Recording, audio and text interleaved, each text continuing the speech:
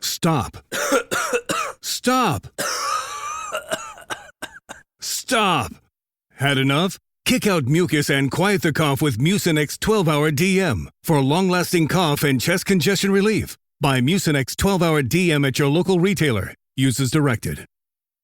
Prep for Thanksgiving at Whole Foods Market. Save now on no antibiotics ever frozen whole turkey. Just $1.49 a pound with Prime. Sales on brie and select seafood appetizers help get things started. For sides, go with wallet-happy favorites from 365 by Whole Foods Market. And finish with decadent desserts from the bakery. Or get your whole spread catered. Just order early. Get Thanksgiving ready at Whole Foods Market. Terms apply.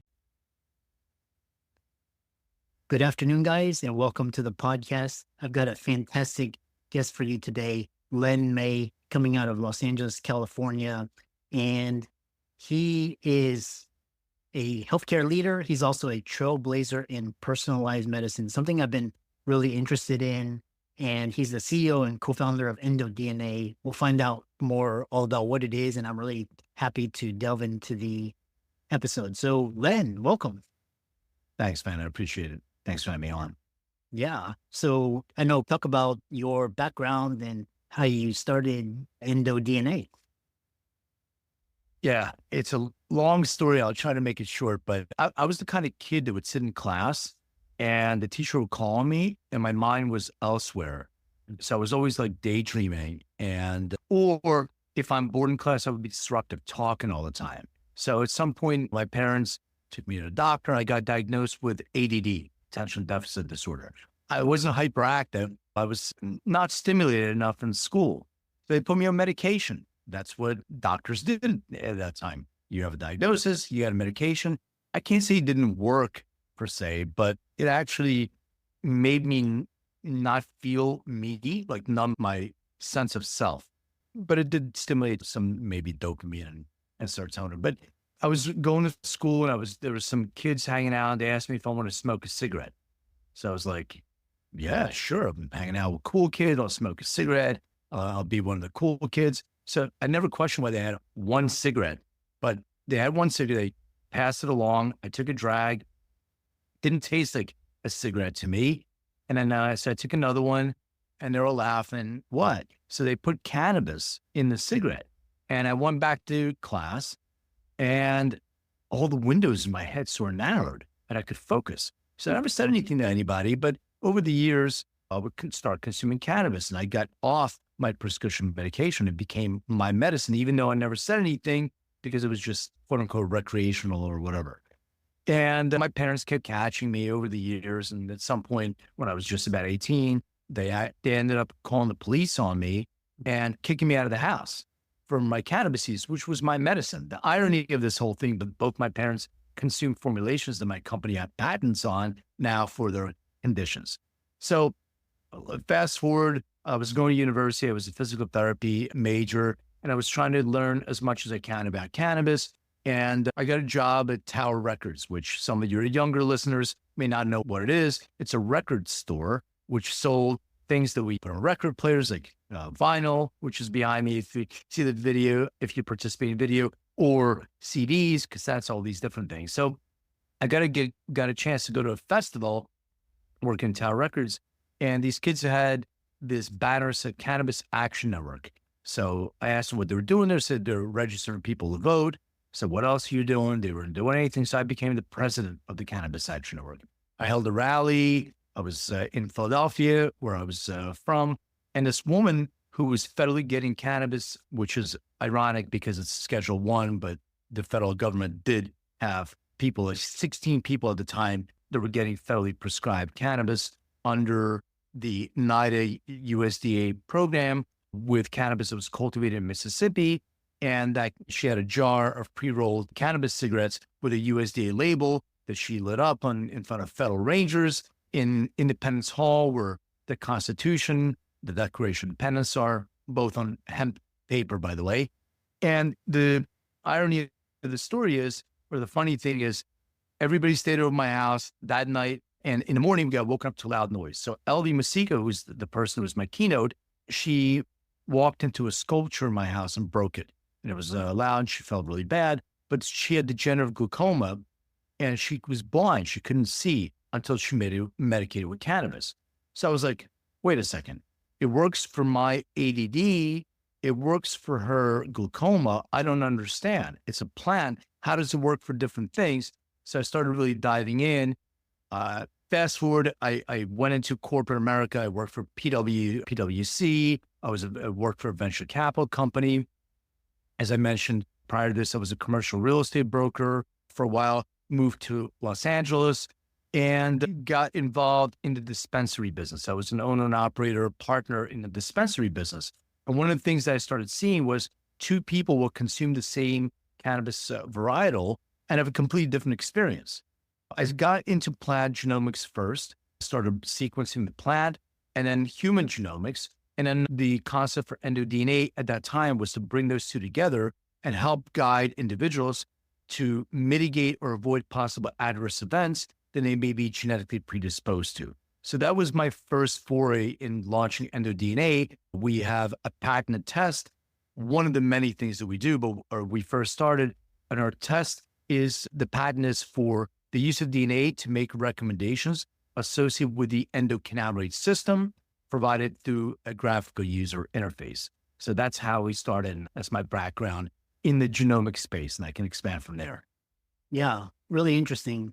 So talking about it is this idea of cannabis. And so this cannabis is slowly making its way, but why was it banned for so long? Why did the government say marijuana is illegal and they're promoting all these other like big pharma, they're promoting all their medications? What's going on there? It sounds from reading it like cannabis is safer, cheaper, easier, but it sounds like big pharma didn't want to allow that. And so talk about that. There's many reasons why. So the first reason why is in 1937, Marijuana Stamp Tax Act that was initiated by William Randolph Hearst of the Hearst newspaper dynasty with a person named Harry Anslinger, who was actually appointed by officials to be able to institute this tax act. So what was happening was that a lot of farmers were cultivating hemp. Hemp was used World War I and our forefathers for clothing, for the military uniforms, for rope, for ships, paper. And William Randolph Hearst partnered with DuPont to create chemicals to make paper out of wood and also synthetic clothing. So this was a major competitor to them. So they used their influence to try to get rid of the hemp industry. The other thing that was happening was that migrant farmers coming from Mexico were bringing marijuana, which was the name that they used for cannabis, and also providing that to jazz musicians at the time. And there was a lot of racism that was happening at the time because they didn't want their white daughters dancing in the juke joints and all that other stuff. And so this was a lot of suppression. So that 1937 Marijuana Tax Act was the first time that they were taxing people and trying to prosecute people for cultivating cannabis and hemp. But what happened was during the Richard Nixon presidency, they came out with this scheduling of different the Drug Enforcement Agency and also racism, anti-Semitism, all kinds of different things were used. And we know this for a fact because Richard Nixon recorded himself saying these things. So I'm not saying anything that anybody doesn't know. You can go on YouTube and listen to this. But the advisory committee advised him that cannabis is safe, but he ended up having it Scheduled 1. So that's the irony of it. And the federal government does have a patent on cannabis as a neuroprotectant. So it's really odd. So there's a lot of political reasons. And Big Pharma also lobbied for this for a long time, even though they were able to synthesize THC and create different products like Marinol, for instance. But because you don't have the other components of the plant, it wasn't as efficacious for what they wanted to do, sedative, but didn't really have that girdle production for the munchies that we wanted to see in the AIDS and cancer patients, which it was used for at the time. Ford Pro FinSimple offers flexible financing solutions for all kinds of businesses, whether you're an electrician or run an organic farm. Because we know that your business demands financing that works when you need it, like when your landscaping company lands a new account. Wherever you see your business headed, Ford Pro FinSimple can help you pursue it with financing solutions today. Get started at fordpro.com/financing. ¿Hablas español? Sprichst du Deutsch? Kan du norsk? If you've heard that sound from Babbel before, I bet you do. Babbel is the science-backed language learning app that actually works. With quick 10-minute lessons handcrafted by over 200 language experts, Babbel gets you on your way to speaking a new language in just a few weeks. With over 16 million subscriptions sold and a 20-day money-back guarantee, just start speaking another language with Babbel. Right now, up to 55% off your Babbel subscription at babbel.com/Spotify podcast. Spelled BABBEL.com/Spotify podcast. Rules and restrictions may apply. Yeah, really interesting. And the more I delve into this area of longevity and kind of outside the bounds of the traditional industrial medical complex is health insurance and hospitals. They do have their role, but I think in the case of like where everybody's like having chronic problems, I don't think the modern, quote, modern healthcare system is sufficient. People getting more obese and like Alzheimer's and all these different types of allergies. So one thing is interesting is on this umbrella of longevity, you've got personalized medicine, precision medicine, genomic medicine. What kind of give a overall, what are the differences for the audience? I think you said it exactly right on. There's sick care and there's healthcare. So the United States participates in sick care, which allows the number one subscription model in the world to be able to get on this hamster wheel of, we'll give you a pill for the symptom that we're seeing expressed instead of going like Ayurvedic medicine or any other kind of medicine that looks at the root cause of what's creating the disease. So I'm a big believer in understanding your own GPS of life. So how do we start with that? We start with your whole genome. We look at your genome, and the endocannabinoid system is just one of the tests. We have many different tests that we do, but the genome is important because it allows you to see where your personal potholes are in the road. So you're not locked into your genetics. You can control based on lifestyle, your epigenetic expression. And that's extremely important to know.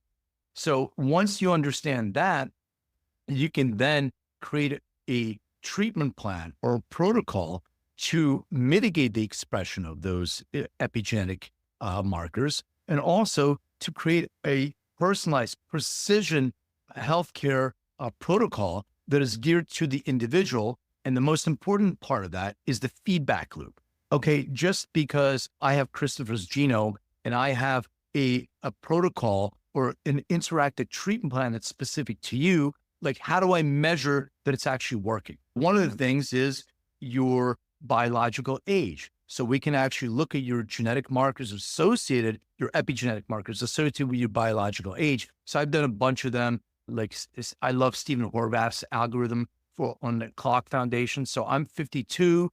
I'm biologically 47. My goal is to get me down to 40. Here's my protocol. So how do I know that it's working for me? So I can get biomarkers from my blood. I can get my wearable device data, but it's all this data. But today, what makes it exciting is because we can use machine learning to be able to disseminate that data and get it more honed into the individual. So under HIPAA, I can't say, what's Christopher's personal information, but what I can do is say, there's 100 people with similar genotype to you that used this specific protocol and it showed efficacy. So the 101st person, a healthcare professional, it'll show maybe this is the protocol that may work for this individual. So it bookends the experience and we get real precision therapeutics, precision healthcare, because we're actually able to do this for individuals based on those algorithms. And the AI is accelerating this, 1,000-fold. Yeah, interesting. The next question I have for you is this whole area is so fascinating because basically it could be a blood test and it can look at a lot of markers that are not traditionally looked at. It could be a kind of screening. And so my question for you is, let's say there is a kind of like an iPhone moment for this technology. What do you see the modern people are going to just basically go to the hospital if they're dying basically, or they need some acute trauma or something, but most of the care being at home. And what does this do for doctors? They get they get paid based on patient volume and what they order and these tests? What's going to happen? Yeah. Unfortunately, we're at a delta and a crossroads in the way healthcare should be done. And I think the more doctors that I speak with on a daily basis, they're getting fed up with insurance. And my daughter had to go back to college. She had to go get a form at her doctor. It's a 15-minute visit. And it's the same thing they did in the 50s. We'll palpate, we'll listen to you a little bit, we'll hit the mallet on the knee a little bit. I'm like, we're done with the sheep model. Get out of the queue and get personalized. And I think COVID illuminated this, what we're doing right now. You can have a conversation with a healthcare professional, but the whole take 2 of these and call me in the morning has to go away. Why am I taking 2? Why am I not taking 1? Why am I not taking 4? I metabolize differently than you. So this is the collaboration with the patient and healthcare professional. That's going to be a huge change. This is a partnership for you to be able to address different healthcare concerns before they express themselves. So my elbow hurts. Don't give me a shot in my elbow. See what's causing the pain to begin with, because the pain is a signal of something else. So that is sick care expand to a real, true precision wellness model. And yes, home care is going to be a big part of it. Diagnostics are going to get much better. And then you can collaborate with your healthcare professional and supplement personally for you what it is that you may need. So in order for you, you're absolutely right. Surgeons and acute care in a moment, that is still extremely important. And that's not what we're trying to replace. What we're trying to replace is the healthcare system the way it is now, the burden on the healthcare system with people that are continually being sick and also sick from the medication they're taking. I'll give you a quick example of this. So I was talking to a very successful CEO who had a really bad business deal, something that happened, and he was depressed. After he's doing his DNA test, it was clear he had some depression markers that were triggered, but he went to a psychopharmacologist and he was given an antidepressant. He was driving in the Los Angeles area, taking his kid to a soccer game with his wife. And as he's driving, I started getting this feeling that I can just drive off the cliff. And it was such a strong feeling that I had to pull over. And I came out of the car. My wife is like, "Are you okay?" And he goes, "No, I'm not okay. I should not be driving. You drive." Mm-hmm. And then we did his genomics test. We realized that all the medication the medication was prescribed was in the red. It wasn't right for him. So he had treatment-resistant depression, which is genetic. He was given a drug that actually triggered the side effects that were much worse than his depression anyway. And this is something that has to be stopped. Like, we have to look at people individually and not give them a pill for the side effects, but actually work with them to create a protocol that's specific to them. And with the machine learning algorithm, we can learn where those potholes on the road for other people to be able to prevent that from happening. So this is what I believe the future of healthcare is really that. It's really speaking to maybe or maybe not your avatar, the Christopher avatar. The avatar will give you your personalized protocol. You go get the labs, you upload your labs. It'll say, adjust this, adjust that. And you're going to speak to your healthcare professional just like this and say, you know what, based on all your markers, you're doing this. Let's make those adjustments for you so we can live not just a longer life till 120, so we can have a longer health span. And you brought up longevity. I'm a huge, biohacker, whatever you want to call it. David Sinclair, I engulf all that information. And there's different schools of thoughts. We talk about biological age. Biological age is tricky because my liver's age can be different than the age of my heart, can be different than the age of my endocrine system, etc. So we have to treat individuals in their components and then the whole thing. So what can we do to make sure that we fix the longevity of our liver versus our endocrine system versus that? So these are the things I think are going to be fascinating. And because it's so overwhelming, so much data, AI is going to help revolutionize all that, I feel. Yeah. And how do you get over this regulatory and bureaucratic hurdle from the government? And obviously the government wants to see private health insurance succeed and make everybody sick and, our food supply and, the pharma industry and, make people dependent on that. So, and then, of course, anything that kind of disrupts that, they're going to try and knock out. So how do you fight that?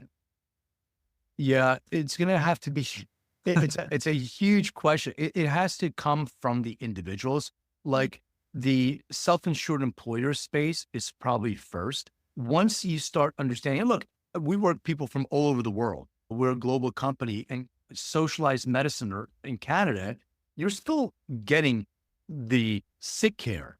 People pay for their services. They're getting that preventative and that real healthcare. So there's going to be a dichotomy. And unfortunately, we always have this class system because people that can't afford it are going to be stuck in the queue. And this is going to have to change. If I was in a call with a bunch of the providers and they were talking about their number one concern that they have, and their number one concern is the price of insulin. They're trying to get the price of insulin down. And I'm sitting there and I'm thinking and I'm waiting to ask the question. I'm just a fly on the wall listening. But I asked if I could ask something. And I said, would it make sense that your initiative should be on prevention of diabetes rather than finding a really cheap insulin so you can continue the sick care? And they started talking about the programs they have, but it didn't make any real sense. So we, first of all, as consumers, second of all, as healthcare professionals, need to step out and say, we're going to really look at this as real healthcare, because we can still generate revenue for ourselves. We can generate way more revenue for ourselves probably than the insurance reimbursement market, because we're looking at precision medicine, personalized supplementation, all these different protocols. And it really makes sense to start looking outside of this. And the more of us that are in this camp, the more I think we can do for individuals, and maybe lobby and change laws. The pharmaceutical industry is not going to be on board, but they're going to be on board eventually because they're going to see that there is a lot of revenue there that'll leave it on the table. Yeah, it's quite interesting, especially, again, I joke around, the surest way to mess up an industry is for government to get involved. But like you change, for example, the NRA and just the damage that they've done, and like they've been silently ousted, and just things, there are movements when it's time, change happens. Hopefully healthcare in my lifetime or yours, we'll see change, but it's great that you're doing it. And Mark Cuban's doing a lot of great things, disrupt that industry, and you keep up the great work. And how can people find you and contact you and follow you? Yeah, the name of the company is EndoDNA. So it's Endo, ENDO, DNA.com.